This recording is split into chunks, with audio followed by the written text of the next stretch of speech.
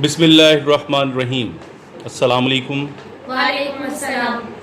कैसे हैं बच्चों? फाइन। आज का हमारा टॉपिक हीट कैपेसिटी से रिलेटेड है। जी क्लास नंबर 9। ओके। जी how much heat can be absorbed by a body depends upon different factors.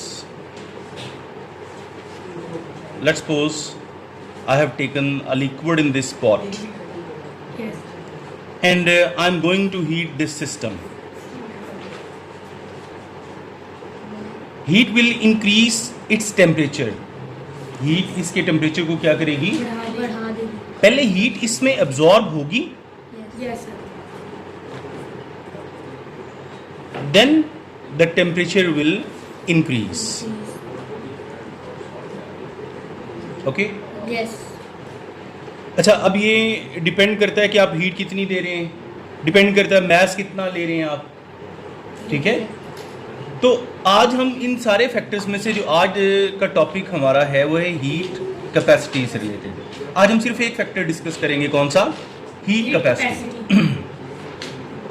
फर्ज करो आपके पास ये मैस अननोन है,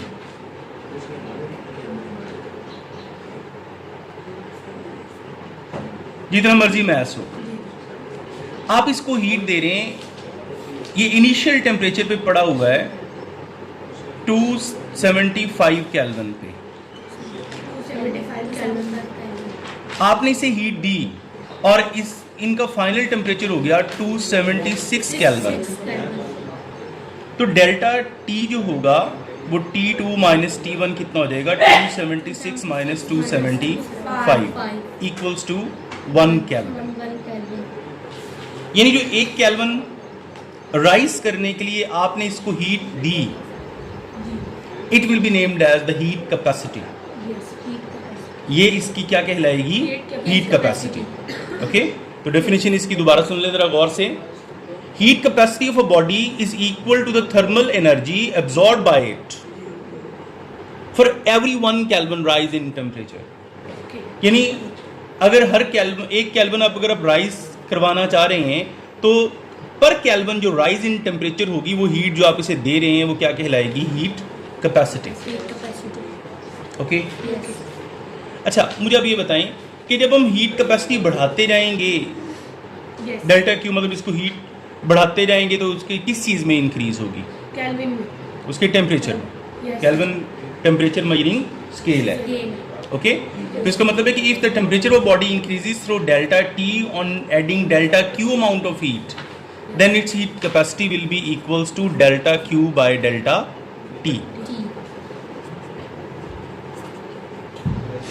दोबारा सुन लें कि अगर आपने इसको डेल्टा क्यू हीट दी और उसके टेम्परेचर में डेल्टा टी इंक्रीज हो गया, तो इन दोनों की जो रेशो है it will be named as the heat capacity. Clear? In other words, we can say that the ratio of heat absorbed by the body to change in its temperature is called the heat capacity. In a previous lecture we have devised a formula that delta Q is equal to mc delta T. Okay?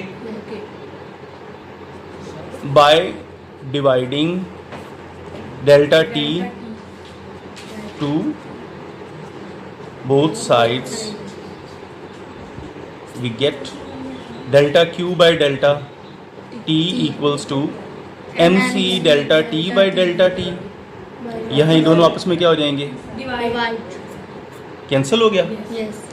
तो delta Q by delta T equals to mc। अब मुझे बताएं, जो delta Q by delta T की ratio से क्या नाम दिया हमने? Heat capacity. It means heat capacity is the product of the mass of the object multiply by the specific heat.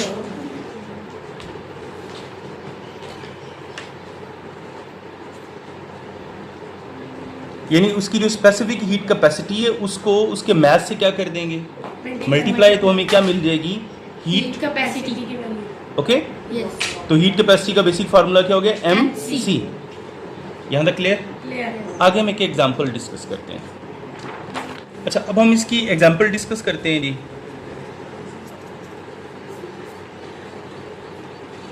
Suppose करें हमारे पास दो बाउल्स हैं, जी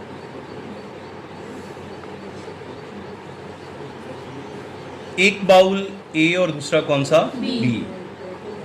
इन one bowl I have taken the water whose mass is 1 kg, ठीक है? And in other bowl I have taken the water whose mass is 5 kg। अच्छा, I have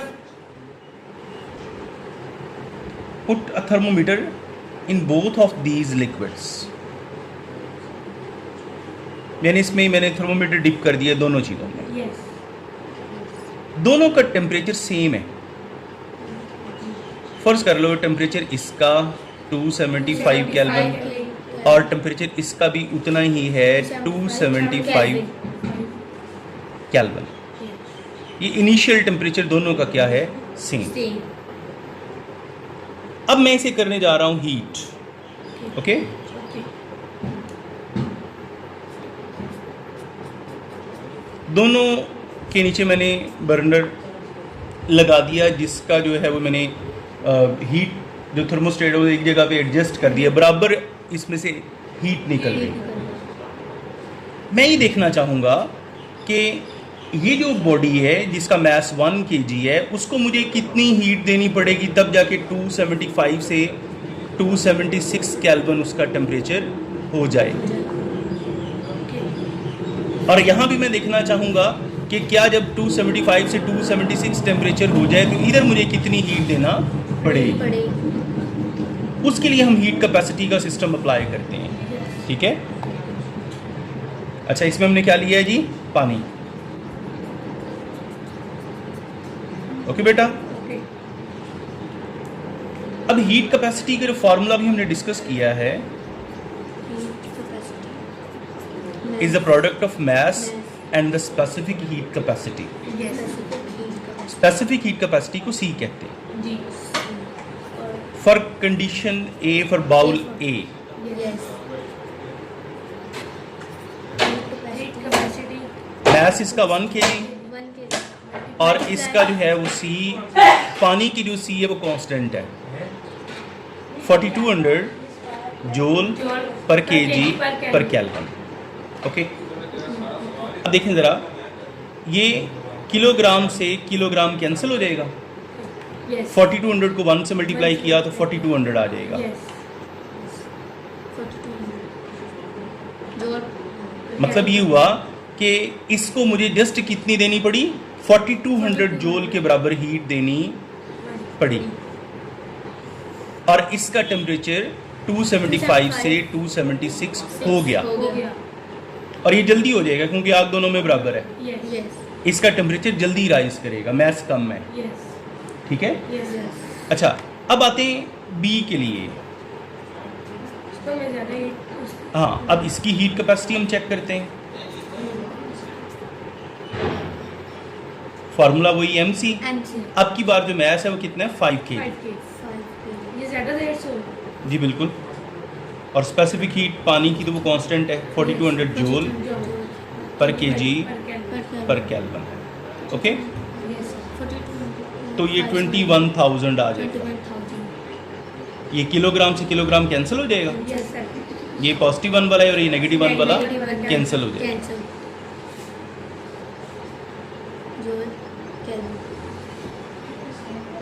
heat capacity मतलब क्या हुआ इसका कि अगर आपने 5 किलोग्राम पानी को 1 केल्विन राइज तक लेके जाना है तो आपको कितनी हीट देनी पड़ेगी? 21,000 जूल के बराबर। ओके, ओके इससे रिजल्ट क्या मिला आपको? अगर मैच ज़्यादा होगा तो शाबाश, वेल डन। यानी आपने ज़बरदस्त किस्म की बात की, वही बात मैं करने जा रहा था कि greater the mass greater will be the heat capacity. Heat capacity is directly proportional to the mass of the object. Done हो गया? यस कोई और सवाल इसके बारे में? चलें। अल्लाह हाफिज़, अल्लाह हाफिज़। सी यू नेक्स्ट टाइम।